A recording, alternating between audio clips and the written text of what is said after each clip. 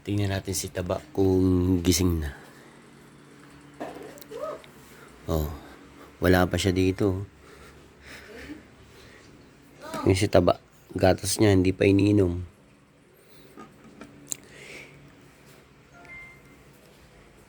Anong oras na? Tingnan natin kung anong oras. 9:59 na ng umaga.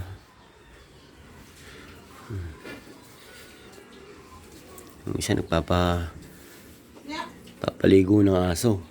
Yung kanyang mga asosasyon.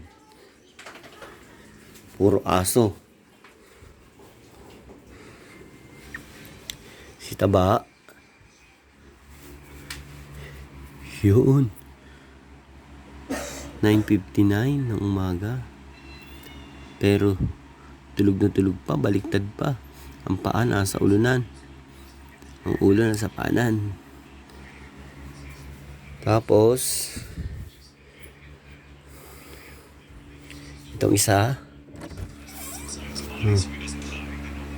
yan mo, tulo ang sipon. Ang init, sabi ko buksan mo bintana. Sa mga bintana, mainit.